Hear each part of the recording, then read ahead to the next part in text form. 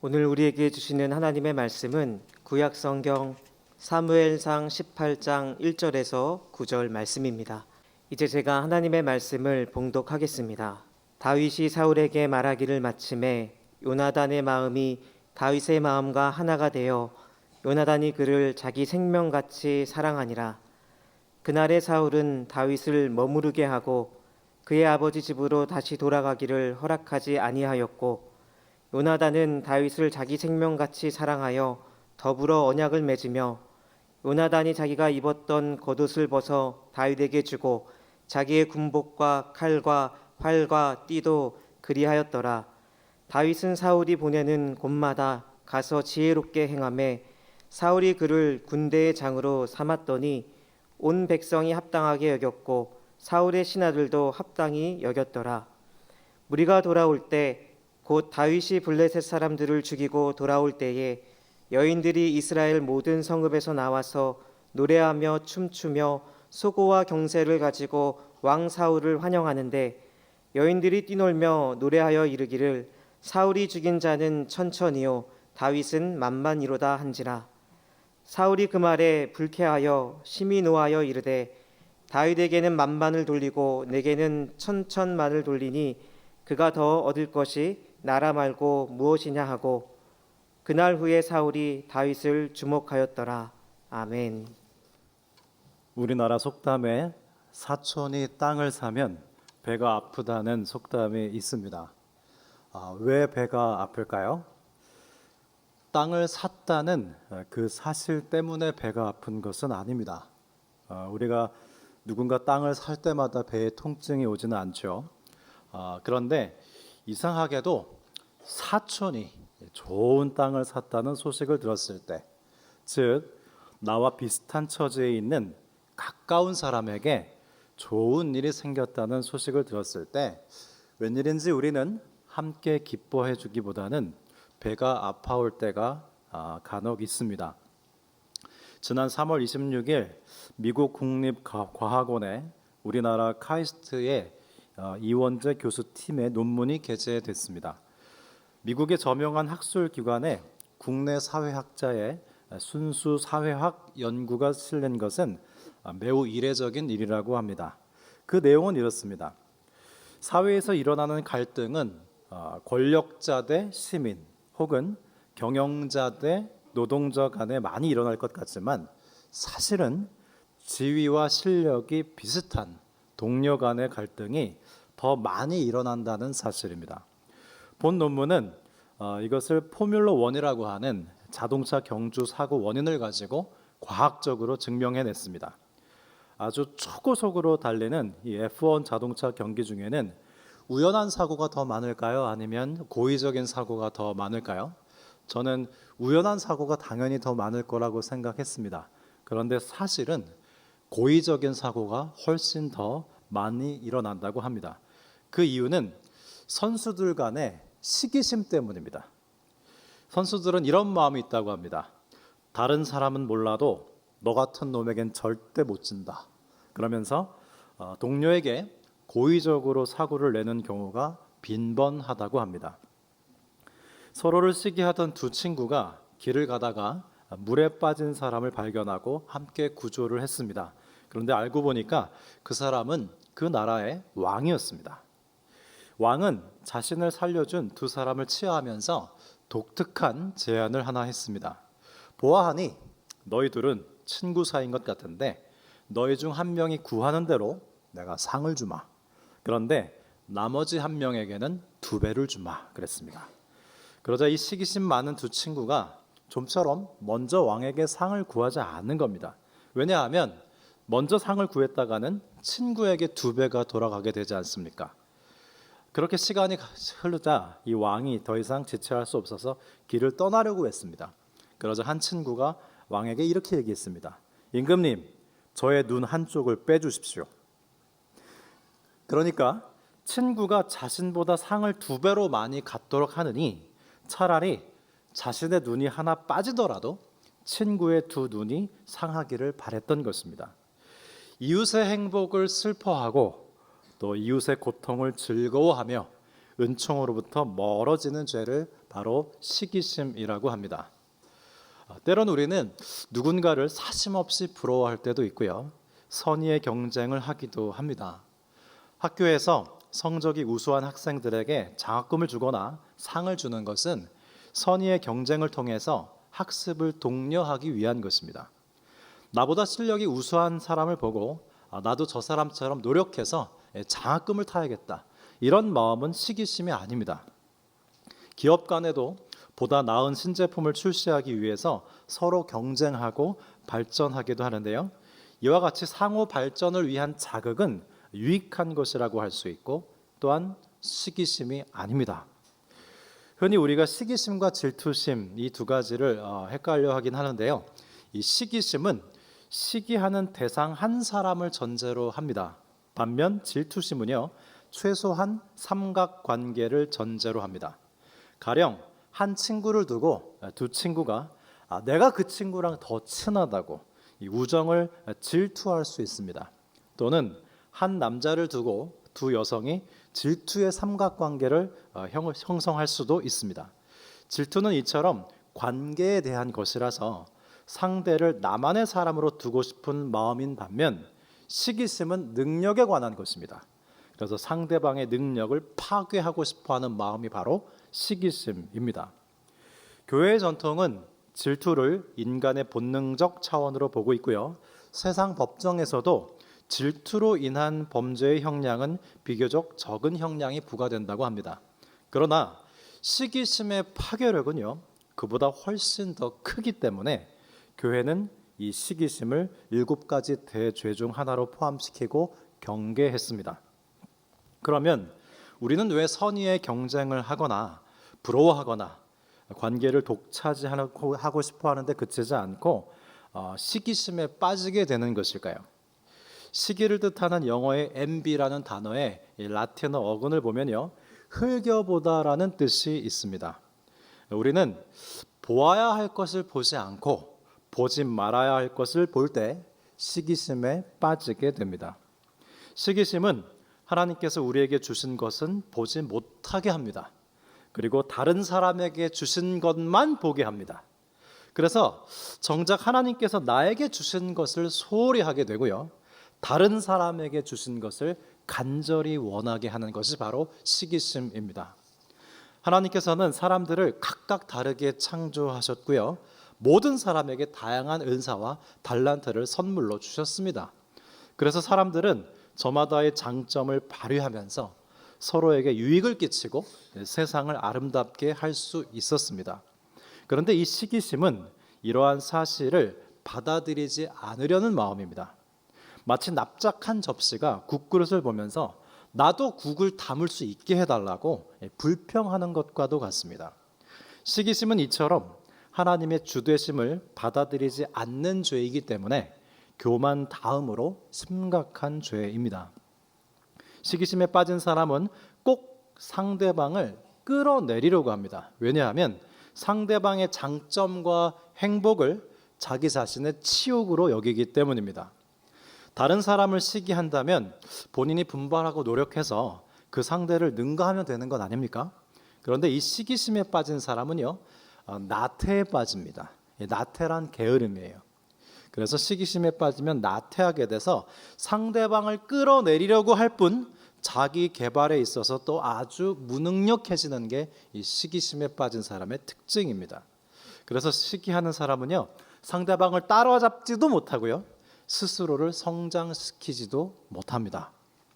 다른 죄악들은 어느 정도 자기 자신을 향해 있지만 이 시기는 남을 향해서만 있습니다. 그리고 다른 죄악들은 처음에는 조금의 쾌락적인 요소가 있어요. 좋은 건 아니지만 쾌락적인 요소가 있습니다. 그러나 시기는 처음부터 끝까지 고통만 있습니다. 그래서 잠언 14장 30절을 보면 평온한 마음은 육신의 생명이나 시기는 뼈를 썩게 하느니라 그랬습니다. 처음부터 끝까지 마음이 썩어져 들어가는 것이 바로 이 시기심입니다. 여러분, 사울 왕의 일생을 한번 생각해 보십시오. 사울 왕은 다윗을 시기했습니다. 사울 왕이 시기심에 빠진 이후 그는 왕의 역할을 제대로 수행하지 못합니다. 여러분, 사울 왕의 업적이 무엇입니까? 왕으로서 영토를 확장했습니까? 아니면 하나님께 드릴 성전을 건축했습니까? 그가 가장 열심히 추구하고 많은 정열을 투자했던 것은 군사를 이끌고 고작 다윗 한 사람을 죽이려고 쫓아다닌 것이 대부분입니다. 여러분, 사람이 시기심에 빠지면요, 이렇게 어리석어집니다. 사무엘상 17장에서 다윗이 골리앗을 죽였을 때만 해도 사울은 다윗을 시기하지 않았습니다. 오히려 자기 곁에 두었고 군대 장관으로 삼았습니다. 잘 싸우는 부하 하나가 생겼다고 좋아했습니다. 그런데 오늘 본문에 보면 다윗이 블레셋과의 전투에서 이기고 돌아올 때 이스라엘 여인들이 사울이 죽인 자는 천천히요 다윗이 죽인 자는 만만이라는 유행가를 만들어 불렀을 때 사울은 그만 시기심에 사로잡히고 맙니다. 본문 9절 말씀에 그날 이후로 사울이 다윗을 주목하였더라 그랬습니다. 새 번역은 이렇게 번역합니다. 그날부터 사울은 다윗을 시기하고 의심하기 시작하였다. 한 나라의 왕이 고작 자신의 아들 요나단의 친구뻘에 불과한 청년 다윗을 자신의 존재를 위협하는 대상으로 보기 시작했습니다. 시기심은 하나님께서 나에게 주신 것은 보지 못하게 하고 시기하는 대상에게 주신 것만 보게 한다고 그랬죠. 사울 왕이 그렇게 됐습니다. 사울 왕은 시기심에 빠져서 하나님께서 자신에게 주신 왕의 직분과 권력과 막중한 책임과 자신의 소명을 보지 못하고 높아져가는 다윗의 인기만을 보고 다윗을 끌어내리려고만 하다가 일생을 낭비하고 파멸에 이르고 맙니다. 반면 여러분, 사울의 아들 요나단을 보십시오. 요나단은 사울과 아주 대조적입니다. 요나단은 다윗을 아끼는 마음이 생겼습니다. 하나님의 이름이 모욕받는 것을 참지 못하고 목숨을 걸고 싸울 뿐만 아니라 용맹과 실력까지 있는 다윗을 인정해 줬습니다. 시기하기보다는 오히려 다윗의 능력이 더 신장되기를 원했습니다. 그래서 요나단은 자신의 군복과 칼과 활과 띠까지 내줍니다. 그리고 요나단 자신은 무기력해졌습니까? 그렇지 않습니다. 요나단은 자기 나름대로 계속해서 맹활약했습니다. 그는 시기심에 사로잡히지 않았기 때문에 다윗을 인정해주는 동시에 자기 자신에게도 충실할 수 있었습니다. 놀라운 것은 이 요나단이요, 사울 다음에 왕 될 사람이 아닙니까? 이 요나단이 이 사울 왕의 장남이거든요. 그런데 사무엘상 23장 17절에 보면 요나단은 다윗에게 이렇게 말합니다. 너는 이스라엘의 왕이 될 것이라. 그리고 나는 네가 왕이 된 다음에 왕이 되리라. 그런 말을 합니다. 갈라디아서 5장 16절에서 17절에는 너희는 성령을 따라 행하라. 그리하면 육체의 욕심을 이루지 아니하리라. 육체의 소욕은 성령을 거스리고 성령은 육체를 거스르나니 이 둘이 서로 대적함으로 원하는 것을 하지 못하게 하려 함이라 말씀하고 있습니다. 사울이 시기심에 사로잡혀서 죄의 지배를 받고 있다면 요나단은 성령에 이끌려서 은혜의 지배를 받고 있습니다. 그러면 우리는 어떻게 하면 성령님의 지배 아래로 들어갈 수 있을까요? 일본의 신실한 그리스도인이자 유명한 작가인 미우라 아야코라는 여류 작가가 있습니다. 그녀는 본래 작가는 아니었습니다. 공무원이었던 남편과 함께 철물점을 운영하고 있었는데 이 철물점이 아주 장사가 잘 됐습니다. 그런데 바로 길 건너편에 또 하나의 철물점이 생긴 겁니다. 여기 뻔히 철물점이 있는데 바로 건너편에 철물점을 만든 것을 보고 처음에는 아주 괘씸했답니다. 그런데 본의 아니게 경쟁이 됐지만 그래도 이 아야코의 철물점이 잘 됐답니다. 그래서 기분이 좋았는데 건너편 철물점은 이 아야코의 철물점을 시기하기 시작했습니다. 아주 독실했던 기독교 신자였던 이 부부가 말씀 생활을 하는 도중에 내 이웃을 사랑하라는 말씀에 자꾸 마음이 걸렸습니다. 그러면 어떻게 하는 것이 이웃을 사랑하는 것일까라고 고민하고 말씀에 순종한다고 한 것이 자신들의 가게에 들여놓는 물건의 품목을 줄였습니다. 그리고 손님들이 찾아와서 물품을 찾으면 그 물건은 우리 가게에 없습니다. 저 건너편 가게에 가서 사십시오. 그렇게 길 건너편에 있는 철물점도 먹고 살 수 있도록 자신들의 철물점에 물품을 줄였습니다. 뿐만 아니라 아예 가게 문을 목요일은 평소보다 훨씬 일찍 닫고 들어가 버렸습니다. 아예 그날은 그냥 저 앞 가게에 가라는 거죠. 그러자 이 미우라 아야코에게 평소 갖지 못했던 시간이 생겨났습니다. 이 가게 문을 빨리 닫고 들어왔으니까 이 시간이 생겼잖아요. 그녀는 문득 하나님께서 자신에게 주신 달란트인 글을 쓰는 재능을 바라보게 됐습니다. 그래서 뜻밖의 생겨난 시간에 하나님께서 주신 글솜씨로 소설을 쓰게 되는데요. 그때 출간한 소설이 바로 그 유명한 베스트셀러인 빙점입니다. 우리나라 말로도 번역이 되어 있을 뿐만 아니라 우리나라에서 드라마로 각색해서 방영도 됐습니다. 그 이후로 이 미우라 아야코는 본격적인 작가 활동을 하게 됩니다.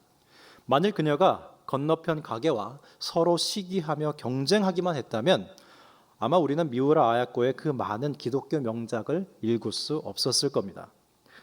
우리가 성령의 도우심으로 이웃을 시기의 대상으로 보지 않고 사랑의 대상으로 바라볼 때, 그리고 하나님께서 다른 사람에게 무엇을 주셨나 보기보다는 하나님께서 나에게 맡겨주신 달란트를 바라볼 때 비로소 우리는 시기심으로부터 벗어나기 시작할 것입니다. 사랑하는 성도 여러분, 여러분은 지금 무엇을 바라보고 있습니까? 19세기 영국에 유명한 목사님이 세 분 있었습니다. 한 분은 F.B. 마이어 목사님이었고 또 한 분은 그 유명한 찰스 스펄전 목사님이었고요.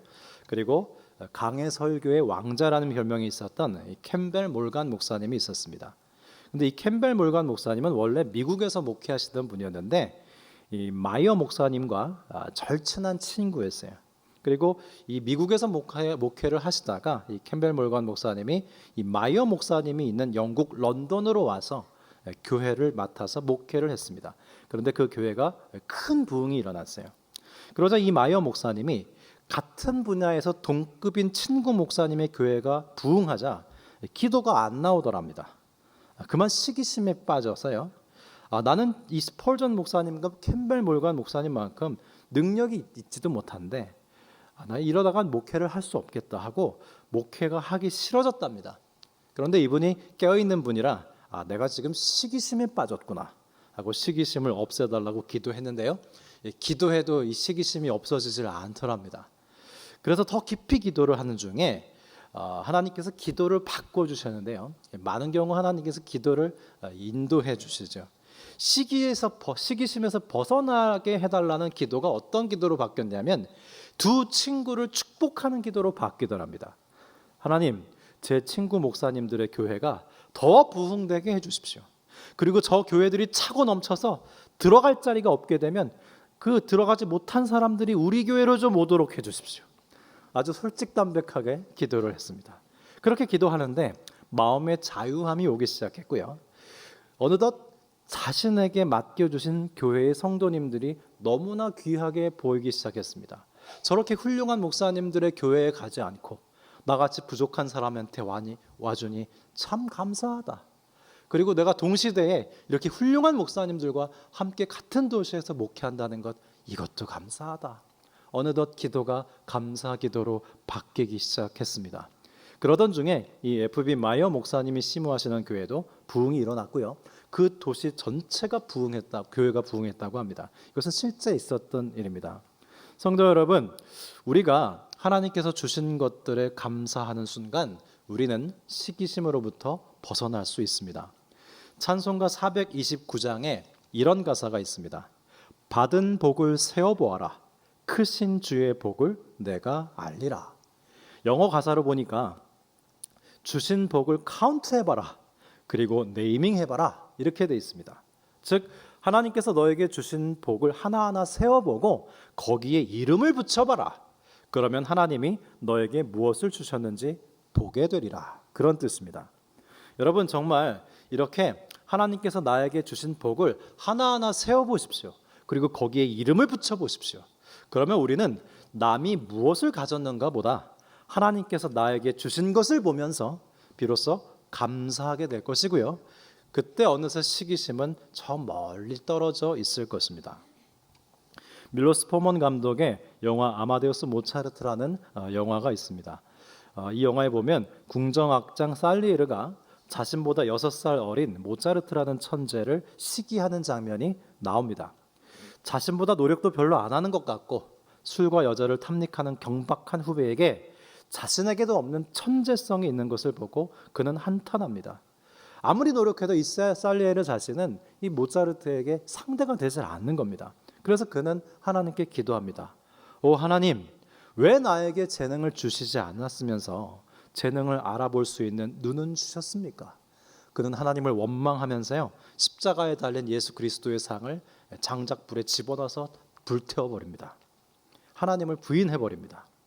여러분, 시기심에 사로잡혔을 때 사람은요, 시기하게 된 상대만 증오하게 되는 것이 아니라 하나님께도 원망을 하게 돼요. 하나님이 저 사람을 축복하셨잖아요. 축복을 주신 하나님도 미워지는 거예요. 누가복음 15장에 탕자의 비유를 보면 허랑방탕하다가 돌아온 동생에게 이 아버지가 아주 반갑게 맞이하죠. 반지를 끼워주고 새 옷을 입히고 신을 신깁니다. 그리고 송아지를 잡아서 잔치를 벌이게 되는데 그것을 본 형이 아주 화를 내죠. 그리고 아버지께 이렇게 말합니다. 나는 말도 잘 듣고 일도 열심히 했는데 친구들이랑 즐기라고 송아지 한 마리 내어준 적 없으면서 이렇게 창녀들과 어울려서 당신의 재산을 날려버린 당신의 아들을 위해 송아지를 잡다니요. 아버지라고 부르지도 않아요. 당신이라고 불러요. 당신의 아들이라고 부르고 당신이라고 부릅니다.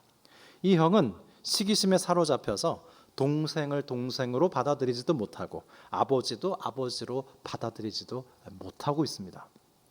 여러분, 만일 사울 왕이요 다윗을 시기하지 않고 더 밀어주고 후원해 주었다면 어떻게 됐을까요? 다윗은 사울 왕을 도와서 더욱 혁혁한 공을 세우지 않았겠습니까? 사울은 또한 하나님께서 자신에게 주신 왕의 능력을 10분 발휘했을 것입니다. 그러면 다윗과 사울은 힘을 합해서 이스라엘을 더욱더 아름다운 나라로 만들었을 것입니다. 만일 살레르가 모차르트를 질투하지 않고 후원해주고 격려해주고 도우고 오히려 선배로서 후배에게 배우고자 했다면 모차르트는 이 겸손한 선배를 무시했을까요? 오히려 더 따르고 기꺼이 자신의 재능을 나눠주지 않았겠습니까? 아마도 두 사람은 더욱 당대의 음악계의 아름다운 명곡을 더 많이 썼을 것입니다. 만일 탕자의 형이 동생을 시기하지 않고 반갑게 맞아들이고 환대해 주었다면 어땠을까요? 그는 아버지도 동생도 잃어버리지 않게 되었을 것이고 오히려 더욱 신뢰받는 맏아들이요 존경받는 형이 되지 않았겠습니까? 저는 축구에서 인상 깊게 보는 장면이 있습니다. 한 축구 선수가 골을 터뜨렸을 때 축구 캐스터가 그 선수의 이력을 칭찬하는 대목이에요. 여러분 잘 들어보십시오. 요즘에는 특히 국제 경기에서 캐스터가 이렇게 칭찬을 합니다. 이 선수는 지금까지 몇 골을 넣었습니다라고 칭찬하지 않습니다. 지금 이 선수는 몇 골, 몇 도움이 있다고 보도합니다. 한 선수가 몇 골을 넣었는지도 중요하지만 다른 선수가 골을 넣도록 얼마나 도움을 주었는가, 이것이 지금 중시되고 있습니다. 저는 지난주 중에 신문에서 손흥민 선수가 기쁘게 웃는 얼굴의 기사를 봤습니다. 저는 그 웃는 얼굴을 보면서 이 친구가 또 골을 넣어서 기쁜가 보다라고 자세히 읽어봤더니 그게 아니라 지금 이 손흥민 선수가 동료에게 도움을 줘서 동료가 골을 터뜨리는 것을 기뻐하는 거예요. 자기가 넣은 게 아니에요. 동료가 골을 터뜨렸고 내가 그걸 도울 수 있어서 기쁘다고 웃고 있는 것입니다. 여러분, 현대 축구 경기에서도 시기심은 승리에 도움이 되지 않는다는 것을 잘 알고 있습니다. 하물며 영적 전쟁에서는 어떻겠습니까? 성경을 보면 이 마이너리티 캐릭터들이 등장합니다. 주인공들이 있고요, 조연급 인물들이 있습니다. 대표적인 인물이 사도행전에 등장하는 이 바나바라는 사람입니다. 이 바나바는 초대교회에서 아주 선교의 리더였습니다. 선교의 주도적 역할을 하는 수장이었습니다. 그런데 이 바나바에 비해서 사도 바울은 예수 믿는 사람을 핍박하는 사람 아니었습니까? 그래서 처음에 이 사도 바울을 선교사로 받아들이지 않았습니다. 근데 그것을 가능하게 했던 것이 바로 바나바라는 인물이고요. 바나바가 사도 바울을 세울 뿐만 아니라 훈련도 시키고 같이 다니면서 전도 여행도 했습니다. 근데 이 바나바가 가만 보니까 사도 바울이 자신보다 복음 전도를 더 잘하는 겁니다. 바나바가 어떻게 했는지 아십니까? 바나바는 뒤로 물러나서 사도 바울을 전면에 세웁니다. 그리고 사도 바울을 뒤에서 겸손하게 서포트합니다. 그래서 사도행전을 자세히 읽어보면 주어가 바뀌어요. 바나바와 바울이라고 했던 대목들이 바울과 바나바가 이렇게 주어가 바뀝니다. 왜 사울 왕은 탕자의 형은 시기심에서 헤어나올 수 없었을까요? 그리고 요나단과 바나바는 어떻게 시기심에서 벗어나서 돕는 자로서 기뻐하며 살 수 있었을까요? 성 어거스틴은 영적인 선은 쪼개도 그 양이 줄어들지 않고 오히려 더 늘어난다고 했습니다. 시기하는 사람은 선의 총량이 한계가 있다고 착각합니다. 그래서 친구가 주목을 받으면 자신이 받아야 할 주목과 인정이 줄어든다고 착각합니다. 따라서 내가 받을 인정이 줄어들지 않기 위해서는 어떻게 해야 됩니까? 상대방이 인정을 받지 못하도록 끌어내려야 됩니다. 그러나 여러분, 이것은 사실이 아닙니다. 선의 총량은요, 제한이 없어요. 하나님의 칭찬은 무한합니다. 선의 총량은 동료가 박수를 받는다고 해서 내가 받을 박수가 줄어드는 것도 아니고요. 동료가 인정을 받는다고 해서 내가 받을 인정이 줄어드는 것도 아닙니다. 그것을 아는 사람만이 동료에게 도움을 줄 수 있고 나보다 잘하는 사람을 전면에 세우고 뒤에서 이름도 없이 빛도 없이 도울 수 있는 것입니다. 요한복음 21장에서 예수님께서 베드로에게 다시 사명을 맡기실 때 베드로가 이렇게 질문합니다. 사도 요한을 바라보면서, 이 사도 요한은 예수님이 가장 사랑했던 제자잖아요. 주님께서 가장 사랑하시는 저 사도 요한은 어떻게 될 것입니까? 지금 자기가 부르심 받는 마당에 저 사람은 어떻게 되냐고 묻고 있습니다. 그러자 예수님께서 뭐라고 하시냐면, 너에게 무슨 상관이냐? 너는 나를 따르라. 이렇게 말씀하십니다. 성도 여러분, 누구를 바라보고 계십니까? 무슨 상관입니까? 우리는 주님만 바라볼 뿐입니다. 그리고 주님께서 내게 주신 것을 바라볼 뿐입니다. 선의 총량은 줄어들지 않습니다. 그리스도인들 간의 사랑과 선행으로 서로를 격려할 때 하나님의 꿈은 오늘 우리의 삶 가운데 이루어질 것입니다. 오늘도 우리를 그 복된 길로 인도하시는 성삼위 하나님께 영광을 돌립시다. 기도드리겠습니다. 하나님 아버지, 하나님께서는 우리 각 사람에게 귀한 달란트와 은사들을 주셨습니다. 우리는 하나님께서 주신 것을 보기보다는 남이 어떤 것을 더 가졌는지에 혈안이 되어 하나님께 불평하고 이웃을 시기하며 정작 우리에게 주신 달란트를 땅에 묻어버리고 있습니다. 우리를 불쌍히 여겨 주옵소서. 우리에게 빛을 비추어 주시고 성령님의 도우심으로 하나님께서 주신 것들에 감사하며 시기심으로부터 나오게 하시고 줄어들지 않는 선의 총량 위에 그 하나님의 칭찬 위에 서로를 격려하고 지지하며 하나님의 꿈을 이루어가게 하여 주옵소서. 예수 그리스도의 이름으로 기도드립니다. 아멘.